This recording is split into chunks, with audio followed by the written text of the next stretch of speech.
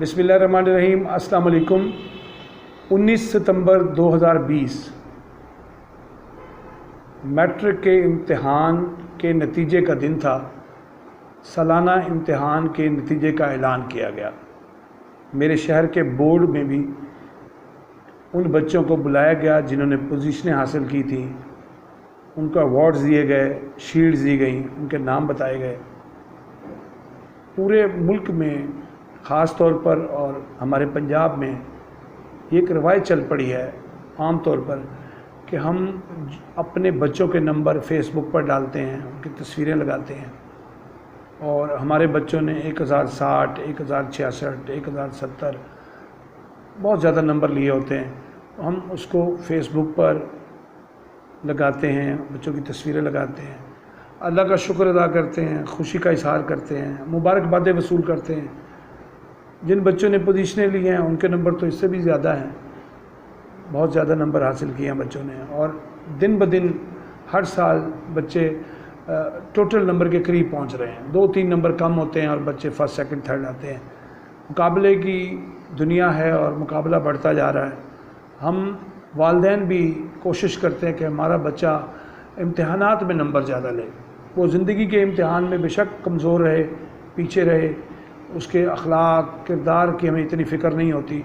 हमें फ़िक्र यही होती है कि हमारा बच्चा मैट्रिक के इम्तिहान में नंबर बहुत ज़्यादा ले। ये अच्छी आरज़ू है, ये अच्छी ख्वाहिश है, ये एक अच्छा ख्वाब है जिसे पूरा होना चाहिए। और हम बच्चों के सर पर सवारी कर लेते हैं। स्कूल पे भी हम दबाव डालते हैं कि हमारे बच्चे को मैट्रिक में अच्छे नंबर लेने चाहिए, क्योंकि इस मैट्रिक के नंबरों के बाद एफएससी में दाखिला बहुत अच्छा हो जाता है, बच्चों को स्कॉलरशिप मिल जाती है।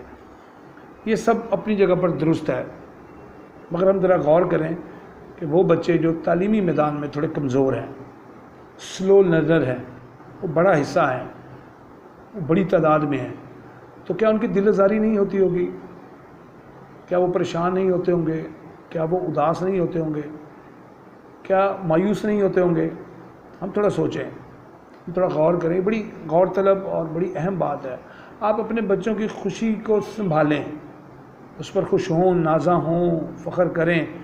मगर वो बच्चे जिनकी दिल आज़ारी हो रही है या जो नंबर रेस लगी हुई है, रेस लगी हुई है नंबरों की, उसमें थोड़े पीछे रह गए हैं, वो कैसे अपने दोस्तों का सामना करते होंगे? वो कैसे अपने दोस्तों में मिलते उठते बैठते होंगे? वो कैसे अपने दोस्तों के साथ घुल मिल बैठेंगे? वो तो परेशान रहते होंगे, उदास रहते होंगे, वो तो जीते जी मुरझाए हुए रहते होंगे। फूल तो होगा मगर उसकी खुशबू नहीं होगी। वो बड़ी अजीब सी ज़िंदगी गुजारते हैं। इसलिए मैं आप लोगों से ये कहना चाहता हूँ, ये गुजारिश करना चाहता हूँ इस वीडियो के ज़रिए से कि खुदा के लिए इतना फ़ख्र ना कीजिए, इतनी खुशी ना मनाइए कि आप आपे से बाहर हो जाएं। आप उसको इतना नुमाया ना करें कि आपके बच्चे के लिए आगे कोई मसाइल पैदा हो, आपके बच्चे के अंदर खुद सरी पैदा ना हो जाए, फ़ख्र और गुरूर का रवैया ना पैदा हो जाए। और उन लोगों के लिए जिनके बच्चों ने बहुत थोड़े नंबर लिए हैं या कम नंबर लिए हैं या इस मुकाबले के में से बाहर हो गए हैं, उनके लिए भी थोड़ी सी जगह छोड़ें कि वो सांस ले सकें और वो अपनी कोशिश को, अपनी मेहनत को बढ़ा सकें, वो शर्मिंदा ना हो।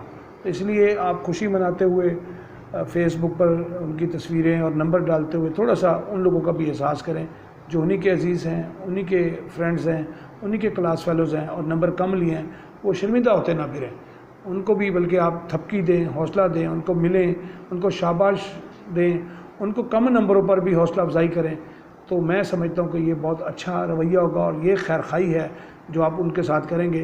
जिनके नंबर कम आए हैं उनकी भी हौसला अफजाई करें, उनकी भी तारीफ़ करें, उनको शर्मिंदा ना करें, उनको एहसास कमतरी में ना मुब्तला करें कि भाई तुम क्या हो, तुमने क्या किया। वालिदैन भी जिनके बच्चों ने नंबर कम लिए हैं वो अपने बच्चों को डांटे नहीं, उनको डांट डपट ना करें, बल्कि उनको हौसला दें कि शाबाश, तुमने जितनी कोशिश की थी उसका नतीजा उसी तरह आया है।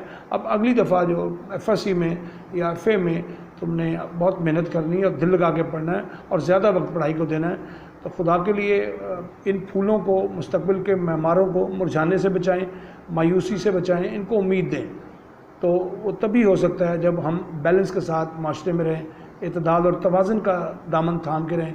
जो नंबर लिए हैं उनको मुबारक हों, مگر اپنے نمبروں پر اترائیں نہیں، فخر نہ کریں، غرور نہ کریں، اور اس کو اتنا مشہور نہ کریں کہ دوسروں کے لیے وبال کا باعث بنے، شرمندگی کا باعث بنے، ندامت کا باعث بنے، مایوسی کا باعث بنے۔ پھر یہ بھی ہوتا ہے، یہ بالکل آخر میں کہہ رہا ہوں اور بہت محتاط ہو کر کہہ رہا ہوں کہ بچے کم نمبروں کی وجہ سے خودکشی بھی کر دیتے ہیں، زندگی کا خاتمہ بھی کر دیتے ہیں۔ ایسا نہ ہو کہ پھر بچے اس طرف رجحان پکڑ لیں اور وہ خودکشی کی طرف جائیں کہ ان کے نمبر کم ہیں، وہ والدین کا، ٹیچرز کا، دوستوں کا سامنا کیسے کریں گے۔ ایسا ہوا، ہم نے دیکھا، اور اخبارات میں خبریں بھی پڑھی، سوشل میڈیا پر بھی ہم نے دیکھا، ٹی وی چینلوں پر بھی دیکھا کہ کم نمبروں پر بچوں نے مایوس ہو کر خودکشیاں کی ہیں۔ تو اللہ تعالیٰ ہمیں ایسے برے وقت سے بچائے۔